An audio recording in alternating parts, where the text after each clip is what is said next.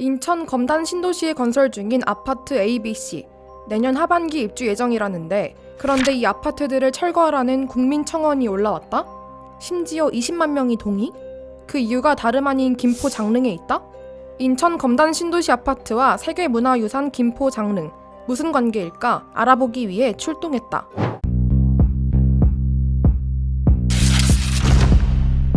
집슐랭 흥신소 12번째 공간.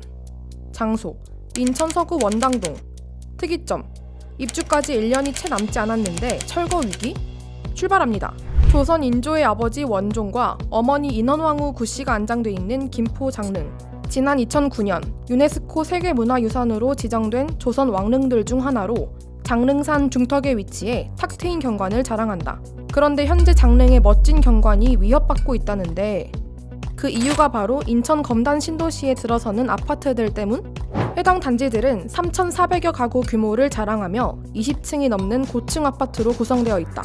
그런데 이 아파트 단지의 총 44개 동 가운데 19개 동이 보존구역에 위치해 문제가 생긴 것. 장릉 2개의 봉분과 아파트 사이의 직선거리는 450m밖에 되지 않아 아파트가 장릉의 경관을 가로막는 불상사가 발생한 셈. 더 큰 문제는 따로 있었는데, 건설사들이 문화재청의 개별 심의를 받지 않고 공사를 진행했다는 것이다. 법안에 따르면 김포 장릉 500m 반경 내 아파트 부지에 최고 높이 20m 이상 건축물을 지으려면 문화재청의 심의를 받아야 한다. 하지만 건설사들은 2014년 인천도시공사의 심의 절차를 거쳤고, 문화재청의 추가로 허가를 받아야 하는 규정은 2017년에 만들어졌으므로 문제가 없다고 주장하고 있는 상황. 결국 문화재청은 아파트 ABC의 건설사 3곳을 고발했고, 현재는 지난달 30일부터 2개의 아파트 단지 12개 동의 공사가 중지된 상태이다. 아파트 때문에 김포 장릉이 유네스코 세계문화유산에 탈락되면 다른 조선 왕릉에도 악영향이 갈 수 있어 더욱 엄정한 결정이 필요한 상황이다. 한편 계약금부터 중도금까지 지불했는데 아파트 철거 위기를 맞은 해당 아파트 입주자들은 청천벽력 같은 소식에 참담한 심정일 수밖에 없다. 그렇죠. 좋지가 않죠. 아무래도. 돈인데. 돈인데 뭐. 지금 이렇게 다 지어놓고 이걸 다시 건다면은 우리나라 국고 낭비가 얼마나 손해예요. 문화재도 중요하지만은 건물을 아예 올리기 전에 땅 탔을 때 아예 수독을 하긴 했어요. 꼼꼼하지 못한 심의 절차로 죄 없는 입주자들만 피해를 보는 상황인데, 대체 왜 이런 사태가 벌어진 걸까? 인천 검단 아파트는 대부분 신도시 아파트처럼 선분양 제도로 입주자를 모집했다. 선분양 제도란 1970년대 인구 증가, 도시화로 인한 주택 부족 문제를 해결하기 위해 만든 제도로 자금력이 부족한 건설사를 위해 수분양자들이 미리 돈을 주고 공사를 진행하는 방식이다. 하지만 선분양 제도는 공급자에게 유리한 제도라는 지적과 함께 주택 품질 저하, 불법 전매, 위험 부담 입주자 전가 등의 문제점들을 내포했다는 이유로 오랜 기간 동안 시장에서 비판받아왔다. 이번 김포 장릉의 경우에도 오랫동안 지적받아온 위험 부담 입주자 전가로 인한 문제가 불거진 것. 선분양제는 견본주택만 보고 분양을 진행하기 때문에 준공된 아파트에 대한 모든 위험 부담을 입주자가 감수할 수밖에 없다. 뿐만 아니라 건설사의 주택 품질 저하 문제점도 속출하고 있다. 선분양제는 분양과 입주 시기가 달라 입주자들이 준공된 아파트를 보고 실망하는 경우가 적지 않은데, 이에 대해 돈을 사전에 받기 때문에 건설사들이 부실 시공을 한다는 주민들의 불만도 들려오는 상황.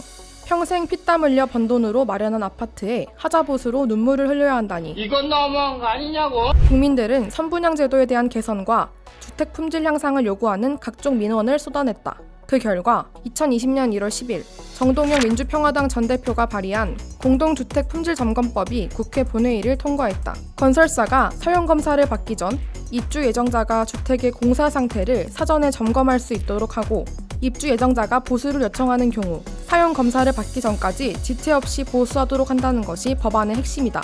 입주 전 하자를 선제적으로 예방한다는 목적은 너무 좋은데 과연 효과가 있을까? 탐정가필이 직접 확인해봤다.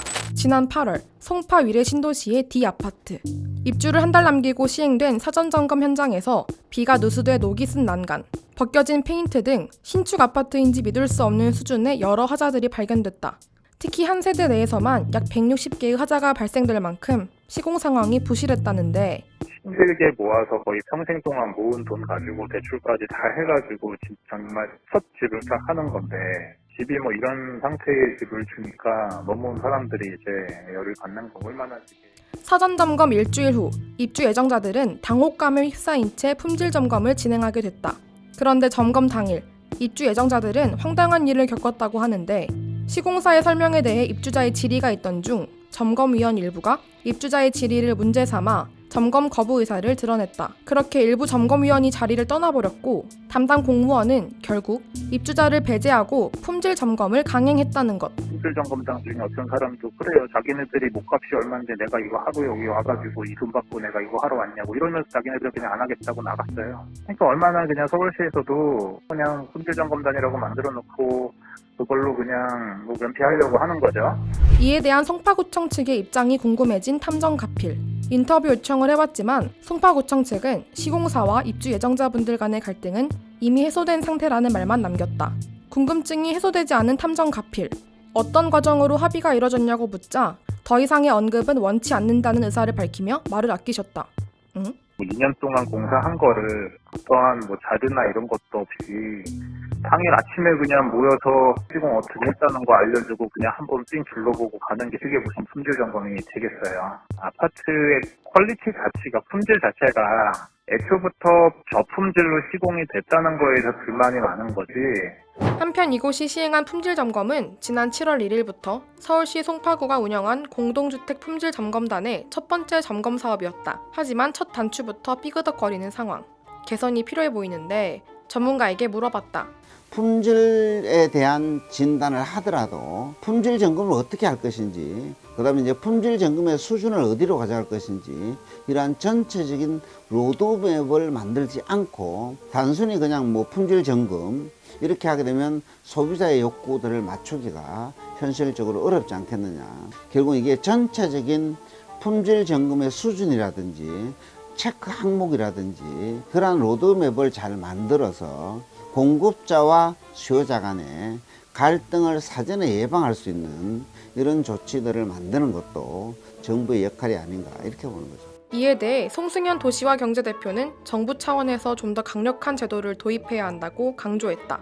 수요자들은 지금 가뜩이나 집값이 높은 상황에서 좀 저렴하게 주택을 마련할 수 있는 선분양 제도를 포기하기는 쉽지 않은 거예요. 건설사 입장에서도 자금 조달해서 조금 더 많은 주택 공급을 할 수 있고 모델하우스에 나와 있는 거나 계획에 나와 있는 거하고 전혀 다른 계획했던 거하고 너무 다르게 된다라면 그거에 대해서 결정을 어느 정도 가해줘야 되겠죠. 나중에 선분양을 할 수 없게 한다든지 아니면 주택 공급하는 데 있어서는 몇 가지 뭐 리미트를 건다든지 해서 좀 강력한 것들을 좀 제시를 해야 될 것 같아요. 선분양하에 발생한 여러 문제들에 지친 국민들, 후분양제 확대에 대한 목소리도 높아지고 있지만 후분양제 역시 감안해야 할 현실적인 부분이 많은 상황이다. 오랫동안 언급된 문제인 만큼 쉽게 해결되지 않을 것으로 보이는 선분양 문제, 부동산 정책의 대대적인 손질이 불가피해 보인다. 오늘 콘텐츠를 재밌게 보셨다면 좋아요와 구독 부탁드린다. 집슐랭 흥신소팀은 구독자들의 의뢰가 있는 곳이라면 언제든지 달려갈 준비가 되어 있으니 언제든지 제보 바란다. 그럼 이만.